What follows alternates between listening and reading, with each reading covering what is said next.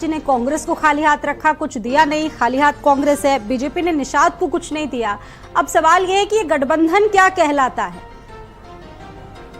देखिए, स्वाभाविक है कि गठबंधन तो है, लेकिन जो ये उपचुनाव है और इस उपचुनाव में बीजेपी की प्रतिष्ठा ज्यादा लगी हुई है, तो बीजेपी ने 7 सीटों का ऐलान कर दिया। 1 सीट उसने सीसा मऊ छोड़ अभी पर टिकट नहीं घोषित किया है और अपने सहयोगी दल को नहीं दिया है सीट। लेकिन इतना जरूर है कि हो सकता है कि तो आगे उनको कहीं कुछ उनकी बात हुई हो राष्ट्रीय स्तर पर।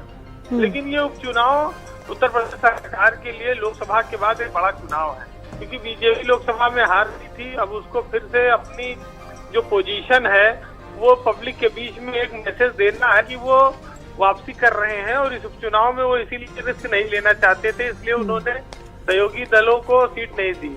दूसरी ओर कांग्रेस का ज्यादा जनाधार नहीं है और कांग्रेस शायद राष्ट्रीय स्तर पर बातचीत के बाद पीछे हट गई होगी और उसने कहा होगा कि सपा लड़े।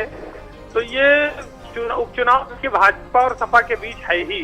सहयोगी दल इस कोशिश में थे कि कुछ दोनों तरफ से 1-1 सीट मिल जाए, कुछ मिल जाए, तो उसका बहुत ज्यादा फायदा उनको मिला नहीं।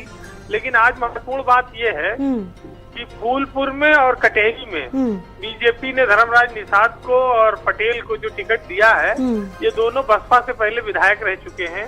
धर्मराज निषाद तो पहले कैबिनेट मंत्री थे और दीपक पटेल बहुजन समाज पार्टी से एक बार एमएलए रह चुके हैं जी। ये राजा भैया के साथ शैलेंद्र कुमार जो पूर्व सांसद हैं, उनके भाई भी चायल से वो कई बार विधायक रहे और सांसद भी रहे हैं। तो बीजेपी ने टिकट काफी सोच समझ कर दिया है। अब करहल में अनुजेश यादव का टिकट है, वो धर्मेंद्र यादव के रिश्तेदार बताए जाते हैं, उनके जीजा बताए जाते हैं सगे। अब वो कितना लड़ेंगे चुनाव, वो लड़ेंगे कि नहीं लड़ेंगे, ये सब चीजें हैं। लेकिन बीजेपी के टिकट में बहुत देर तक मंथन होती रही और टिकट बहुत आखिरी में फाइनल हुआ है। और ये साफ है कि छोटे दलों को इस उपचुनाव में कुछ नहीं मिला है, अगर आरएलडी को छोड़ दीजिए तो। जी अब बिल्कुल इनके पिछले परफॉर्मेंस भी देखे गए और अब अभी जो 2 सीटों पर अभी जो औपचारिक ऐलान है वो करना बाकी है। बहुत धन्यवाद जुड़ने के लिए, बातचीत करने के लिए वीरेंद्र सिंह जी हमारे साथ में। और खास